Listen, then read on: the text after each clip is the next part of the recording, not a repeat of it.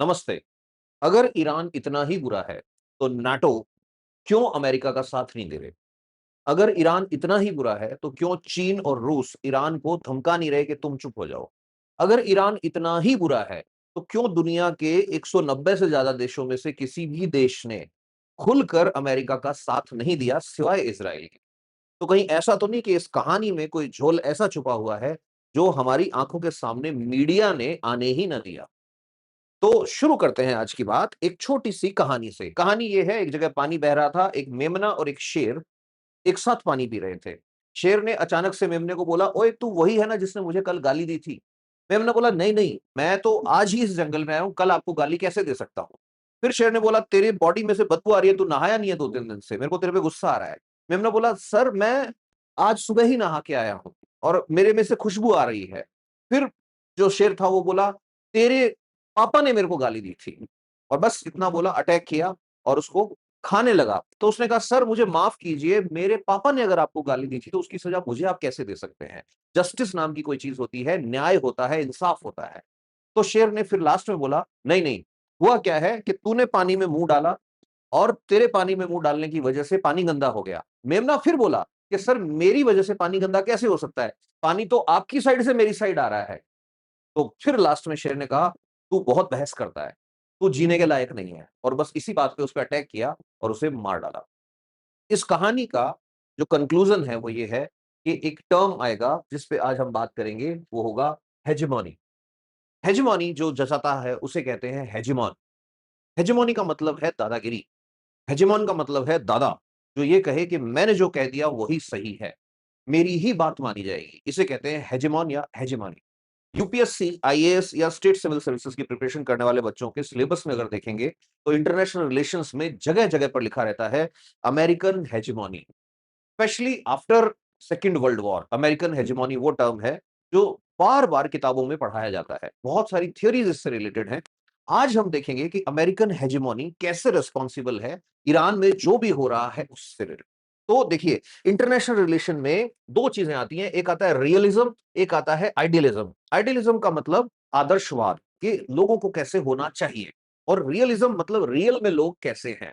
तो जो रियलिज्म है, उस रियलिज्म में हेजेमन से रिलेटेड एक थियरी आती है, जिसमें वो ये कहते हैं कि अगर आप हेजेमन से टकराएंगे, हेजेमन का मतलब जो दादागिरी चला रहा है उससे टकराएंगे, तो आपके 2 रिजल्ट हो सकते हैं। पहला रिजल्ट क्या हो सकता है? पहला रिजल्ट हो सकता है रेज़ीम चेंज। रेज़ीम को बोलते हैं शासन, यानी आपके यहां प्रशासन, शासन, राजा बदल दिया जाएगा। आपके यहां क्रांति हो जाएगी। और दूसरे नंबर पर आपके साथ होगा सैंक्शंस। सैंक्शंस को हिंदी में कहते हैं आर्थिक प्रतिबंध। इकोनॉमिकली उसके ऊपर बैन लगा देंगे बहुत सारी चीजों का। तो मैं अब तक 3 बातें आपको बता चुका हूं। पहली, हेजेमनी का मतलब है कि इंटरनेशनल लेवल पे कोई अपनी बात मनवाने के लिए अननेसेसरी दादागिरी चलाए। दूसरी, जब कोई दादागिरी चलाता है और कोई उसका अपोज करता है, तो अक्सर सरकारें 2 काम करती हैं। या तो उस जगह क्रांति करवा दो, रेवोल्यूशन करा दो, लोगों को लगे कि वो क्रांति कर रहे हैं, अपने राजा को, अपने प्राइम मिनिस्टर को चेंज कर रहे हैं, लेकिन एक्चुअल में ये करवा कौन रहा होता है? हेजेमोन करवा होता है। दूसरे नंबर पर उनके ऊपर सैंक्शंस लगा दो। ईरान की कहानी को जब थोड़ा इन डेप्थ पढ़ते हैं, तो आपको लगेगा कि ईरान के साथ तो ये दोनों हो रहा है। जो रेजिम चेंज है, वो एक क्विक डेथ होती है। तुरंत राजा को मरवा दिया जाता है। मरवाने का मतलब हो सकता है उससे सत्ता छीन ली जाए, हो सकता है उसे निर्वासित कर दिया जाए, उसे एक्साइल में जीना पड़े। दूसरे नंबर पर सैंक्शंस जो होते हैं, इसे कहते हैं कोई भी इकोनॉमी जो है सैंक्शंस अगर झेल रही है, तो ऐसा कहते हैं कि उस इकोनॉमी के साथ क्या हो रहा है कि वो स्लो डेथ की शिकार है। उसको धीमी मौत मारा जाता है। ईरान के साथ ये दोनों हुआ है। कैसे हुआ है? इसको अपन अब समझते हैं। इसको समझने के लिए जब हम जाते हैं, तो सबसे पहली चीज़ ये याद रखिए कि आप न्यूज़ में जो चीज़ें पढ़ रहे हैं, कि ईरान जो है अमेरिका ने ईरान पर इसलिए अटैक किया क्योंकि ईरान जो है वो न्यूक्लियर प्रोग्राम डेवलप कर रहा था। तो मैं आपको बता दूं, ईरान का कसूर ना तो न्यूक्लियर प्रोग्राम है, ना ही स्टेट स्पॉन्सर्ड टेररिज्म है, और ना ही शिया इस्लाम का विस्तार है। 3 कसूर ईरान के अमेरिका और उसके सपोर्टिंग मीडिया के बताए हुए हैं कि ईरान जो है उसका न्यूक्लियर प्रोग्राम दुनिया के लिए खतरा है। आपको सोचना चाहिए कि अगर ईरान के पास इतने खतरनाक बॉम्ब हैं, तो आज भी उसने यूज़ क्यों नहीं किया, जब आधा ईरान अमेरिका और इज़राइल ने तोड़ दिया है। दूसरे नंबर पर सारा मीडिया ये बात कह रहा है कि ईरान जो है वो टेररिज्म फैलाता है। तो क्या सिर्फ ईरान ही है जिसके ऊपर ऐसे आरोप लगे हैं, ऐसे इल्जाम लगे हैं? तीसरे नंबर पर कि शिया इस्लाम जो है वो कट्टर इस्लाम है और वो दुनिया के लिए प्रॉब्लम हो सकता है अगर उसका विस्तार हो तो।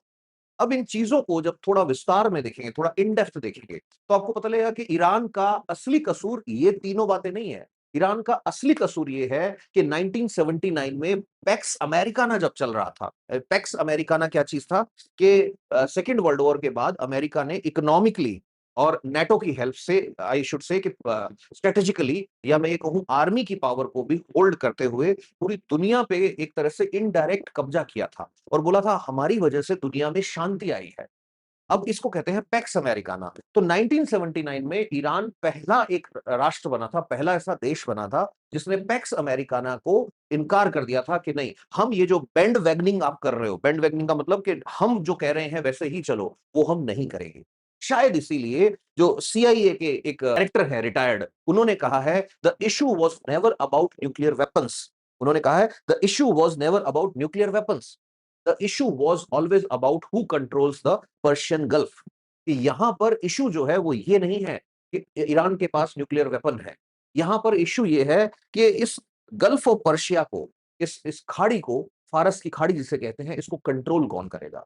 बड़ा इंटरेस्टिंग होता जाएगा जैसे ही थोड़ा आगे निकलेंगे, थोड़ा इन डेप्थ जाएंगे, तो चीजें निकल के आएंगी यहाँ पे कि ये जो पूरी की पूरी बात है, ये ईरान अमेरिकन स्ट्रगल को आईआर की थ्योरीज में, हिस्टोरिकल पर्सपेक्टिव से, ऑयल इकोनॉमी के पॉइंट ऑफ व्यू से और इंटरनेशनल ऑर्गेनाइजेशंस जो हैं उनके प्रिज्म से जब हम देखते हैं, तो पता लगता है कि सॉवरेनिटी जिसको कहते हैं, उस पर सिर्फ उन्हीं कंट्रीज का अधिकार अब रह गया है जो वाशिंगटन की अधीनस्थता स्वीकार करने को रेडी हो।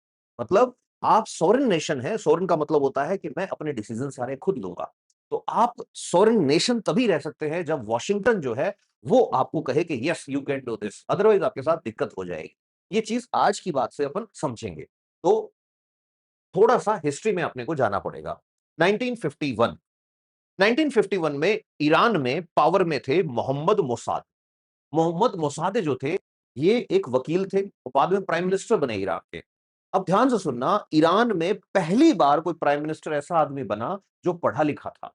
अब मोहम्मद मोसादे जो थे, उन्होंने देखा कि ईरान का तेल, तेल ईरान का है और बेच कौन रहा है, ईरान का तेल बेचने के लिए है वहां पर एक कंपनी, जिस कंपनी में सबसे बड़े जो मालिक हैं वो है अंग्रेज लोग। यानी ईरान का तेल एंग्लो पर्शियन कंपनी जो थी वो बेच रही थी। अब 1951 में ये लड़ाई शुरू हुई। अब लड़ाई कैसे शुरू हुई? मोहम्मद मोसादे ने एंग्लो पर्शियन कंपनी जो थी उसको नेशनलाइज कर दिया। नेशनलाइज का कैसे कर दिया कि नेशनलाइजेशन ऐसे हुआ कि इन्होंने बोला ये कंपनी ईरान की सरकार की कंपनी है और ये जितना भी तेल बेचेगी वो सारे का सारा तेल जो है उसका मुनाफा ईरान की सरकार का पहला हक होगा, उसके बाद इस कंपनी का हक होगा। ये पहला टाइम था जब गोरे लोग, यानी अंग्रेज लोग, या मैं ये कहूं इंग्लैंड वाले लोग, या मैं ये कहूं अमेरिका वाले लोग, ईरान के मोहम्मद मोसादे से नाराज हुए। अब अपने दिल पे हाथ रख के एक बात बताओ कि किसी भी कंट्री में अगर किसी फॉरेन कंपनी के हाथ में उस कंट्री का सबसे बड़ा रिसोर्स है, तो उस रिसोर्स पर पहला हक उस कंपनी का होना चाहिए या ईरान का होना चाहिए। बस इसी बात की वजह से मोहम्मद मोसादे जो थे, वो अमेरिका को और इंग्लैंड को बुरे लगने लग गए। अब जब ये बुरे लगने लग गए, तो अमेरिका और इंग्लैंड जो थे, उन्होंने सीक्रेटली एक ऑपरेशन चलाया। उस ऑपरेशन को नाम दिया ऑपरेशन एजैक्स।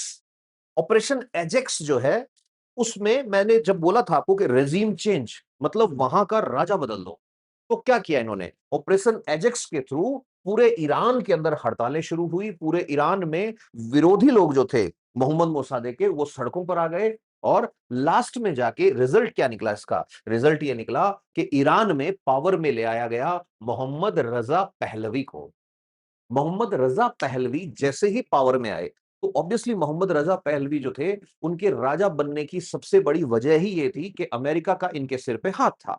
अब जैसे ही अमेरिका का इनके सिर पे हाथ है और इनके हाथ में पावर आई, तो इन्होंने सबसे पहला काम जो किया वो क्या किया? इन्होंने जो ऑयल डील्स थी वो इस तरह से साइन करनी शुरू करी कि उसमें सबसे बड़ा प्रॉफिट यूएसए को और इंग्लैंड को होने लगा। अब यूएसए और इंग्लैंड को दोबारा मुनाफा मिलने लग गया, तो ऑब्वियसली वो ये चाहेंगे कि मोहम्मद रजा पहलवी हमेशा पावर में बने रहें। तो मोहम्मद रजा पहलवी को ये खतरा था कि चारों तरफ जो सुन्नी नेशंस हैं, वो उन पे अटैक कर सकते हैं। या हो सकता है जिस पब्लिक ने मोहम्मद मोसाद्देक को उठा के फेंका था, वो हो सकता है मोहम्मद रज़ा पहलवी को भी फेंक दे। इसलिए मोहम्मद रज़ा पहलवी ने एक सीक्रेट पुलिस बनाई, उसका नाम था सावक। सावक पुलिस जो थी, वो कोई ह्यूमन राइट्स को नहीं मानती थी। ईरान के लोगों को जब मन करे उठा के ले जाते थे और यहां तक कि कत्ले आम भी आराम से हुआ करता था। इस पुलिस के पास वेस्टर्न इंपोर्ट जो थे, वेस्टर्न साइड से खरीदे हुए हथियार थे। यानी अमेरिका को हथियारों में भी फायदा हो रहा है। ये हथियार या तो यूएसए से आते थे या यूरोप से आते थे। मतलब ये है ईरान। ईरान में इंपोर्ट हो रहा है वेपन, ईरान में इंपोर्ट हो रहा है इलेक्ट्रॉनिक्स, ईरान में इंपोर्ट हो रही थी गाड़ियां, कार्स, पैसा खूब था। और ईरान से एक्सपोर्ट जो हो रहा है ऑयल, वो ऑयल जो है वो एक्सपोर्ट हो रहा है उन कंपनीज के थ्रू जिनमें यूएसए को फायदा हो रहा है और जिनसे इंग्लैंड को फायदा हो रहा है। तो इनडायरेक्टली ईरान जो था, ईरान के ऊपर मैं ये कहूं कि इस तरह से इन्होंने कब्जा कर लिया कि ईरान पूरी तरह से अमेरिका के लिए कमाई का एक साधन बन गया।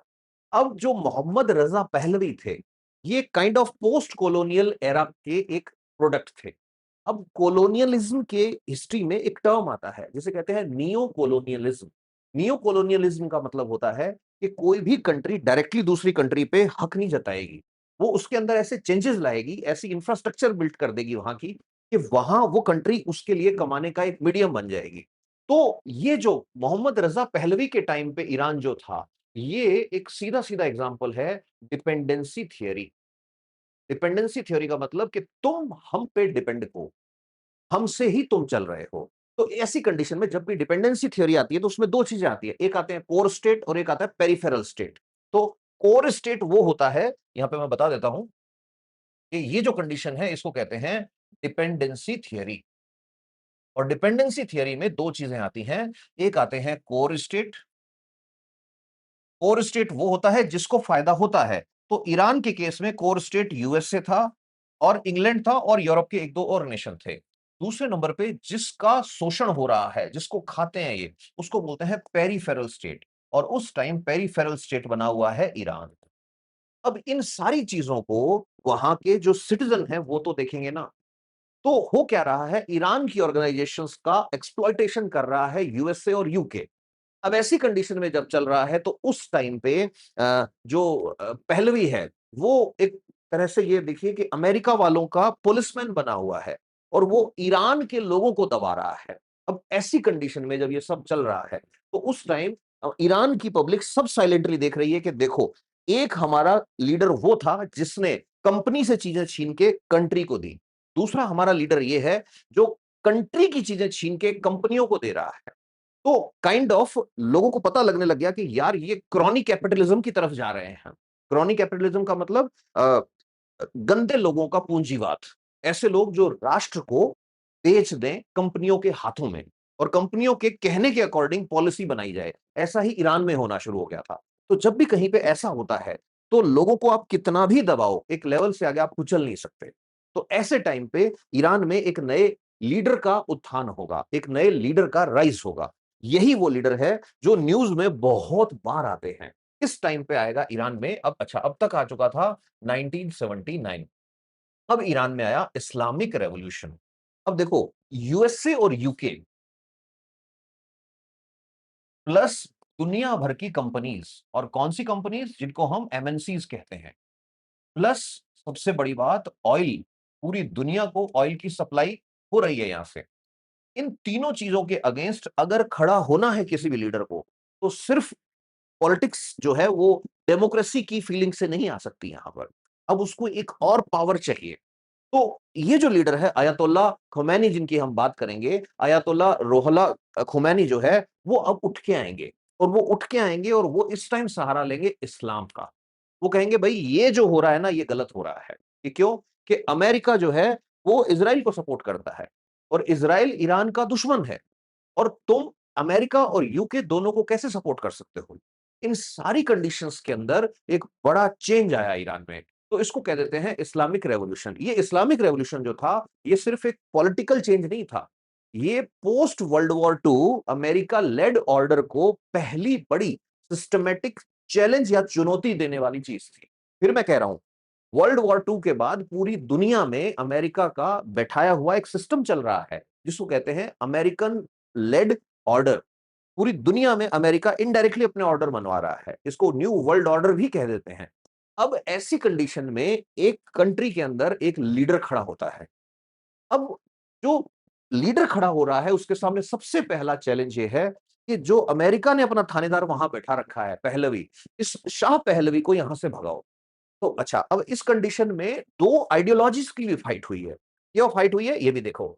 मैंने बोला कि यूएसए और यूके, इनकी ऑयल कंपनीज को फायदा हो रहा है क्योंकि ऑयल कंपनी ईरान का तेल ले जाके दुनिया भर में बेच रही है। यूएसए और यूके की कार कंपनी को फायदा हो रहा है। यूएसए और यूके की उन कंपनीज को भी फायदा हो रहा था जो इलेक्ट्रॉनिक्स बनाती थी। अब ऐसी कंडीशन में बाकी के लोग भी तो चाहेंगे कि हम भी तो फायदा कमाएं। तो यूएसए और यूके ने एक और काम किया। वो क्या काम किया कि किसी भी कंट्री की इकोनॉमी में अगर तुम्हें दीमक बन के घुसना है तो उस कंट्री के कल्चर को दीमक की तरह खा जाओ। तो यूएसए ने क्या किया था उस टाइम पे, यूएसए ने, यूके ने, एमएनसीज जो थी, उन्होंने क्या किया कि उन्होंने वेस्टर्न कल्चर जो था उसको इंजेक्ट करना शुरू कर दिया। ऐसे मान लो ये एक इंजेक्शन है, इसके अंदर वेस्टर्न कल्चर भरा हुआ है और ये इंजेक्शन लगा रहे हैं किसके, ईरान के कल्चर में। बस इस वेस्टर्न कल्चर और रिलीजियस जो सेंटिमेंट्स थे, यानी religion plus culture plus corruption plus nationalism, कि भाई हमारा ईरान है, तुम ऐसे कैसे कर सकते हो। इन सारी चीजों को बेस बना के अयतुल्ला खोमैनी जो थे, इन्होंने कर दी ईरान के अंदर इस्लामिक रेवोल्यूशन।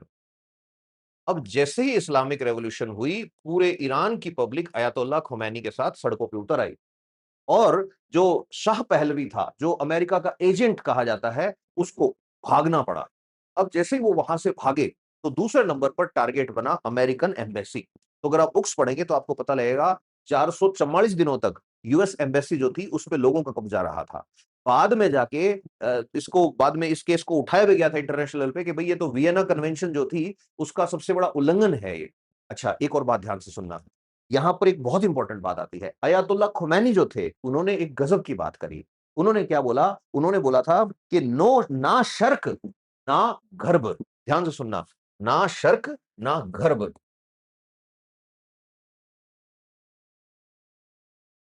ना शर्क ना गर्भ का मतलब क्या होता है कि नो ईस्ट नो वेस्ट, कि ना तो हम पूरब के लोगों की सुनेंगे ना हम पश्चिम के लोगों की सुनेंगे। कि तो किसकी सुनेंगे कि साहब हम खुद, हम सिर्फ और सिर्फ इस्लामिक स्टेट की सुनेंगे, हम सिर्फ हमारी सुनेंगे। तो ऐसी कंडीशन में जब कोल्ड वॉर चल रही थी, वेस्ट का मतलब अमेरिका, ईस्ट का मतलब रशिया, कि रशिया और ये दोनों लड़ रहे थे, तो इन्होंने कहा हम तो एक नया ही रास्ता पकड़ेंगे कि क्या, ना शर्क ना गर्भ, तो क्या, कि ओनली इस्लामिक नेशन, कि हम तो सिर्फ हमारी बात सुनेंगे। ये अयतुल्ला खोमैनी था। तो मतलब यहां से ये चीज पता लग गई थी कि अयतुल्ला खोमैनी जो है वो सुनने वाले नहीं है अमेरिका की। यही 1979 का टाइम है जिस टाइम अमेरिका को पहली बार ये पता लगा कि ये तो गड़बड़ होने वाली है मेरे साथ। अब ऐसी कंडीशन में एक और चीज आती है, petro dollar agreement. Petro dollar agreement क्या था? पेट्रो डॉलर एग्रीमेंट था कि अमेरिका ने जितने ऑयल बेचने वाली कंट्रीज थी, सबको इस बात के लिए एग्री कर लिया कि आप ऑयल तभी बेचना जब आपके पास कोई डॉलर लेके आए। ध्यान से सुनना, जितनी भी कंट्रीज ऑयल सेल करती थी उनके लिए यूएसए ने एक एग्रीमेंट निकाला कि आप तेल तभी बेचोगे जब आदमी आपके पास डॉलर लेके आएगा। इससे यूएसए को क्या फायदा हुआ? रातों रात डॉलर जो था उसके प्राइस हाई होते गए। रीजन, मुझे अगर ऑयल खरीदना है तो पहले मुझे डॉलर खरीदने पड़ेंगे। आज भी ये पेट्रो डॉलर एग्रीमेंट जो है वो एक्शन में है। आपकी इंफॉर्मेशन के लिए बता दूं, ईरान पहला ऐसा मिडिल ईस्ट का नेशन था जिसने ये कहा कि हम पेट्रो डॉलर एग्रीमेंट को नहीं मानते। हमारा जिसमें मन होगा उसमें हम, हमारा ऑयल किसको बेचना है नहीं बेचना, किस करेंसी में बेचना है नहीं बेचना, ये हम डिसाइड करेंगे, आप डिसाइड नहीं करोगे। तो ये एक बड़ा रीजन बताया जाता है जिसकी वजह से यूएसए जो था उसको ये दिखने लग गया था कि अयतुल्ला खुमैनी और ईरान ये दोनों ही तुम्हारे लिए परेशानी बन सकते हैं, बड़ी परेशानी पैदा कर सकते हैं। अच्छा, इस बीच में एक और चीज अमेरिका की गिफ्ट से आई। सडनली ईरान और इराक जो था उनमें वॉर स्टार्ट हो गई। अच्छा, इस वॉर में एक चीज और याद रहे आपको कि ईरान जो था, ईरान ने हमला नहीं किया था, हमला इराक ने ईरान पे किया था। अब इराक की इतनी हिम्मत कैसे हुई कि सडनली ईरान पे हमला करे? क्यों? क्योंकि ईरान के पास तो वो हथियार थे जो यूएसए से आते थे। ईरान के पास तो वो वेपन थे जो यूके से आते थे। तो आपकी इंफॉर्मेशन के लिए बता दूं कि 1979 में जैसे ही पेट्रो डॉलर एग्रीमेंट साइन करने से ईरान ने मना किया, उसी टाइम यूएसए ने अपने मोस्ट एडवांस हथियार जो थे वो इराक को बेचने शुरू कर दिए और इराक से ऑयल खरीदना शुरू कर दिया। मतलब फिर से यूएसए को ही फायदा हो रहा है। और फिर शिया और सुन्नी का इनके बीच में कॉन्फ्लिक्ट था। इस पूरे केस की वजह से 8 साल तक ये लड़ाई चली। 8 साल तक ईरान और इराक की लड़ाई चली और कमाल की बात यह है कि यूके और यूएसए ने दोनों को, ईरान को भी और इराक को भी हथियार बेचे, दोनों को हथियार बेचे। लास्ट में जाके 1988 के अंदर ये लड़ाई जो थी ये बंद हुई, या मैं ये कहूं सीज फायर डिक्लेयर हुआ। अब अमेरिका को ये पता लग चुका है कि मेरा दुश्मन ईरान है। अब इसी दौरान एक और डेवलपमेंट हुआ है, वो और भी गजब का डेवलपमेंट है। वो ये है कि जिस सद्दाम हुसैन को अमेरिका ने इराक में घुस के मारा था, उसी सद्दाम हुसैन के साथ 1983 में खुद बगदाद जाके अमेरिका वालों ने हाथ मिलाया था अगेंस्ट ईरान। मतलब जो अमेरिका के व्यापार का दुश्मन वो अमेरिका का दुश्मन, और जो अमेरिका के दुश्मन का दुश्मन वो भले कोई भी हो, अमेरिका जाके उससे हाथ मिलाएगा, उसको वेपन देगा। शायद इसीलिए आज भी ये आरोप लगाया जाता है, आज भी ये इल्जाम लगाया जाता है ईरान की तरफ से यूएसए पे कि आपने इराक ईरान वॉर में सैटेलाइट्स और केमिकल वेपन्स इराक को दिए थे। इराक के पास सैटेलाइट थे ही नहीं, कहां से आए? और फिर ईरान को मजबूरी में हेल्प लेनी पड़ी थी दूसरी कंट्रीज की जो उतने डेवलप उस टाइम नहीं थे सिवाय रशिया के। अच्छा, यहाँ पे एक और इंटरेस्टिंग चीज आती है कि ईरान का एक यात्री विमान मतलब जिसमें पैसेंजर्स जा रहे थे, उसको यूएसए के जहाज ने मार गिराया था। ईरान का ये कहना है कि आज तक यूएसए ने इसकी माफी नहीं मांगी और इंटरनेशनल कोर्ट ऑफ जस्टिस जो है उसके अंदर हमें न्याय नहीं मिला। तो ईरान में एक बात चलती है, एक्सपर्ट्स जो है वो कहते हैं कि America trained both lion and cage, कि अमेरिका ने शेर को भी लड़ना सिखाया और पिंजरा जो है उसको भी ये सिखाया कि शेर को काबू कैसे करना है। यहाँ पे पिंजरा कौन है कि साहब इराक है, और शेर कौन है? ईरान है।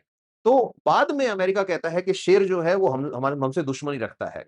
तो अमेरिका जो है इसको हम ऐसे समझ सकते हैं कि बड़े ही कूटनीतिक तरीके से, बड़े ही स्ट्रेटेजिक तरीके से ईरान जो है उसको ये कह सकते हैं कि जिस दिन से दुश्मनी हुई, और ये दुश्मनी किस चीज की है? This is all about money, this is all about petro dollar agreement, this is all about export import, this is all about oil economy. अब यहाँ पे एक और गजब की चीज आती है, JCOP, joint comprehensive plan of action.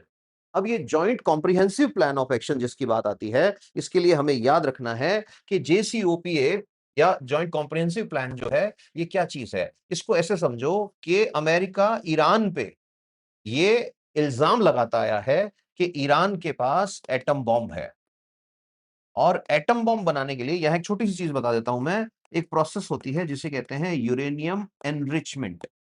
ये यूरेनियम एनरिचमेंट क्या होता है? यूरेनियम एनरिचमेंट आप सिर्फ इतना सा समझ लीजिए कि ऐसी प्रोसेस जिससे एटम बॉम्ब बनते हैं। यूरेनियम जो है उसका प्योरिफिकेशन करने की प्रोसेस को यूरेनियम एनरिचमेंट कहते हैं। किसी दिन सिर्फ साइंस की क्लास चलेगी तो उसके अंदर पूरा डिटेल में सिर्फ यूरेनियम एनरिचमेंट ही डिस्कस कर लेंगे। अब ईरान जो था उसने कहा कि यार तुम इतना डाउट क्यों करते हो मेरे पे, मैं तो पीसफुल यूज करूंगा एनर्जी का। तो ऐसी कंडीशन में हुआ क्या कि यूएसए, पी फाइव मतलब फ्रांस, रशिया, चाइना, यूके, ये सारे नेशंस जो हैं ये सब आ गए साथ में, प्लस यूरोपियन यूनियन। और ये मिलके ईरान के सामने कुछ कंडीशंस रखते हैं। ईरान को बोलते हैं कि भाई तुम जो है एक नंबर यूरेनियम एनरिचमेंट एक लेवल से ज्यादा नहीं करोगे। ईरान कहता है ठीक है नहीं करूंगा, मैं नहीं बनाऊंगा वेपन्स। नंबर दो, इंटरनेशनल एटॉमिक एनर्जी एजेंसी, अंतरराष्ट्रीय परमाणु ऊर्जा संगठन, एक एजेंसी है कि इसके साइंटिस्ट तुम्हारे यहां आएंगे और आके और चेक करेंगे कि तुम यूरेनियम एनरिचमेंट कर रहे हो या नहीं कर रहे, तुम ये हथियार बना रहे हो या नहीं बना रहे। अब ऐसी कंडीशन के अंदर ईरान जो था, ईरान इसके लिए भी एग्री हो गया कि ठीक है डन, आई एग्री कि आप आओ और मेरे यहाँ आके टेस्ट करो। अब जब इतनी बात हो गई तो उसके बाद जो इंटरनेशनल एटॉमिक एनर्जी एजेंसी है, ये लोग भी बहुत बार का मतलब कुछ लोग कहते हैं 10 से 10 बार, 8 बार, 15 बार, 20 बार, बार बार इसके साइंटिस्ट ईरान में गए। और जाने के बाद लास्ट में इंटरनेशनल एटॉमिक एनर्जी एजेंसी ने यह कहा कि ईरान जो है वो किसी भी समझौते का उल्लंघन नहीं कर रहा है। ईरान हर उस एग्रीमेंट पे काम कर रहा है, उसी एग्रीमेंट के अकॉर्डिंग काम कर रहा है जिस पे उसने साइन किया है। अब ऐसी कंडीशंस की बात जब आती है, तो यहां से ये पता लगता है कि ईरान की आप कोई भी गलती न्यूक्लियर वेपन्स के केस में नहीं निकाल सकते। बाद में अमेरिका जो है वो बिल्कुल उस टाइगर की तरह बिहेव करने लग गया। अमेरिका ने कहा कि मैं तो इस जेसीओपीए जो है इससे ही बाहर हूं। अमेरिका ने कह दिया मैं इसको ही नहीं मानता। तो जेसीओपीए ही जब नहीं माना अमेरिका ने, तो उस टाइम पे ईरान जो था उसको सीधा टारगेट पे लेता है अमेरिका। और फिर उसके बाद डोनाल्ड ट्रंप जैसे ही पावर में आते हैं, ये अलग-अलग तरह के कानून लाने शुरू कर देते हैं और इन कानून में सबसे पावरफुल वेपन जो इन्होंने बनाया, वो बनाया सैंक्शंस। सैंक्शंस का मतलब आर्थिक प्रतिबंध, मतलब जो ईरान से व्यापार करेगा, वो हमारा भी दुश्मन है। अब ये जो प्रतिबंध हैं, ये बहुत सारे तरीकों से इनके ऊपर लगाए गए। फॉर एग्जाम्पल मैं आपको एक एग्जाम्पल बताता हूँ। एक कानून आया था काटसा, हिंदी में ऐसे काटसा मैं ऐसे लिख रहा हूँ, वैसे एक्चुअल में ये क्या है, countering America's adversary through sanction act. ये इसमें इन्होंने कहा कि जो भी नॉर्थ कोरिया से कुछ खरीदेगा, जो भी रशिया से कुछ खरीदेगा और जो भी ईरान से कुछ खरीदेगा या बेचेगा, वो अमेरिका का दुश्मन माना जाएगा। इस तरह के कानून अमेरिका बनाने शुरू कर देता है। अब इतने से भी ईरान जो है उसकी कमर नहीं टूट रही थी। अब अमेरिका ने 3 बड़े काम पिछले सालों में किए हैं, स्पेशली ट्रंप एडमिनिस्ट्रेशन ने। सबसे पहला काम जो किया, स्विफ्ट। स्विफ्ट क्या होता है? इंटरनेशनल लेवल पे एक बैंकों का कोड सिस्टम है। ये बैंक कोड सिस्टम जो है ये पूरी तरह से यूएसए का बनाया हुआ है, यूएसए के ग्रिप में रहता है। इसमें क्या होता है कि बैंक जो है वो जब भी इंटरनेशनल ट्रांजैक्शन करते हैं, इसको ऐसे समझो कि सबसे सेफ व्हाट्सएप मैसेज करने की फैसिलिटी, एक बैंक दूसरे बैंक को स्विफ्ट कोड के थ्रू मैसेज करके बताता है कि इतने हजार डॉलर या इतने बिलियन डॉलर जो है उनका ट्रांजैक्शन हो गया है। तो स्विफ्ट सिस्टम से ईरान को बाहर कर दिया जाता है। ये क्यों किया? बस मेरी मर्जी, बाहर चलो। कोई भी कंट्री ईरान के साथ अब इंटरनेशनल ट्रेड नहीं कर सकती। एटलीस्ट स्विफ्ट को यूज करके तो नहीं कर सकती। अच्छा, चाइना और रशिया के पास खुद का सिस्टम है, इंडिया के पास आज तक नहीं है, तो ईरान के पास कहां से आएगा? तो ईरान जो था उसका इंटरनेशनल ट्रेड जो था वो एकदम से ठप हो गया। क्यों? स्विफ्ट से बाहर कर दिया। अच्छा, क्यों कर दिया स्विफ्ट से बाहर? कि बस हमें तुम्हारे न्यूक्लियर वेपन बना रहे हो तुम। ईरान कह रहा है आके चेक कर लिए तुमने कि नहीं नहीं तूने छुपा लिए, बता नहीं रहा तू हमें। ठीक है, फिर उसके बाद ईरान की जो करेंसी थी रियाल, अब जब इंटरनेशनल ट्रेड बंद हो गया तो रियाल की वैल्यू गिरनी शुरू हो गई, रियाल की वैल्यू गिरनी शुरू हो गई तो रियाल ईरान जो था उसके अंदर इन्फ्लेशन आ गया, महंगाई आ गई। अब महंगाई आ गई तो लोग जो है वो रिवोल्ट करना शुरू करेंगे। जब रिवोल्ट करना शुरू करेंगे तो उसको मैनेज करने के लिए ईरान को किसी कंट्री के साथ तो व्यापार करना पड़ेगा, किसी के साथ तो समझौता करना पड़ेगा। अब एग्रीमेंट जो करने जा रहा है अमेरिका उसको कह रहा है काटसा लगा दूंगा तेरे पे।